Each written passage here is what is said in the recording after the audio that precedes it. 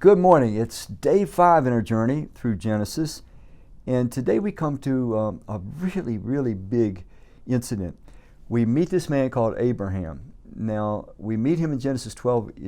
We are told that he had been living in a very sophisticated city of the day called Ur of the Chaldees, Sumerian city. If you know much about the Sumerian culture, we can't quite explain it. They come out of nowhere. They have sophisticated understanding of mathematics, city planning, travel, means of travel. The wheel comes from them, understanding of astronomy. I mean, they are a kind of a hard to explain unless you know the story in Genesis 6, where the angels come down and they share secret knowledge as they mate with human women. Anyway, when you come to Genesis 12, something strange has occurred.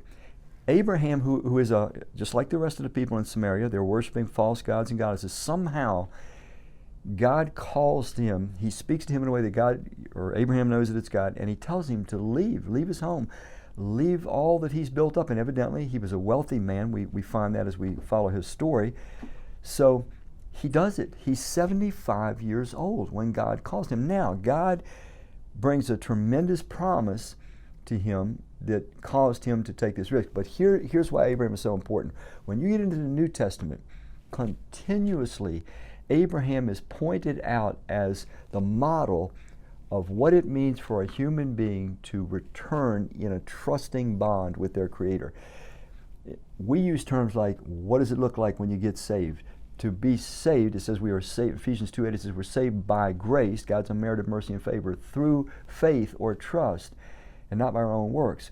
So in other words, the way that God can save us or rescue us is when we return to Him in trust. The kind of trust that Adam and Eve had before Satan slandered God to them and their trust in Him was broken. But Abraham becomes the model, because here's the deal now.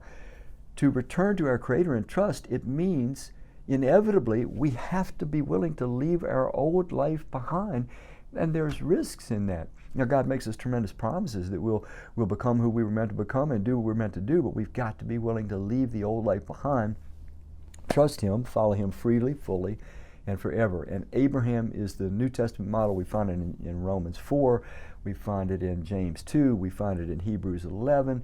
Hebrews 11 has a lot to say about Abraham and his model of trust or faith, but it all starts here in Genesis 12. So let me pick up reading. Genesis 12, beginning in verse 1, it says, "The Lord had said to Abram, leave your country, your people, your father's household, and go to the land I will show you." And here's His promises. I'll make you into a great nation. That's promise number 1. I will bless you, promise number 2. I will make your name great, promise number 3. And you will be a blessing, promise number 4. I will bless those who bless you, and whoever curses you I will curse, promise number 5. And all peoples on earth will be blessed through you, promise number 6. Verse 4. So Abram left as the Lord had told him, and Lot, that's his nephew, went with him. Abram was 75 years old when he set out from Haran. That's where he was staying at. All right. So here we have the story where Abraham, now try to picture, you've built a reputation in a very comfortable surrounding. Ur was a very sophisticated city. We know this now from archaeology.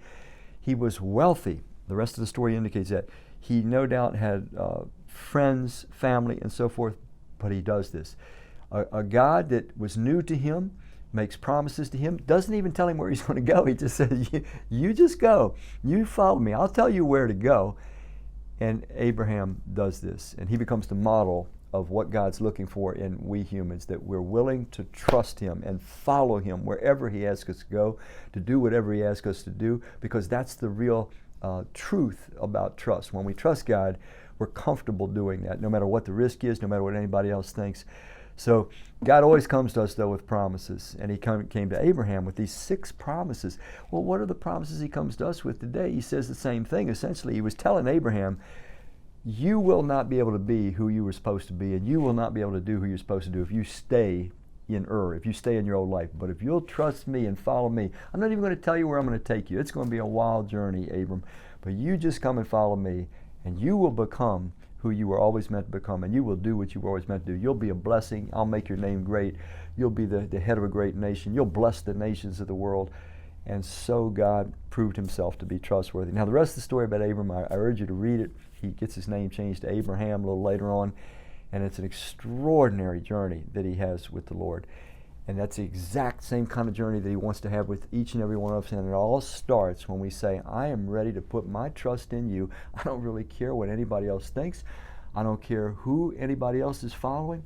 I'm going to trust you. You have won my confidence, my trust, my faith, and I'm going to follow you. And I'm going to follow you fully. I'm going to follow you freely, and I'm going to follow you forever.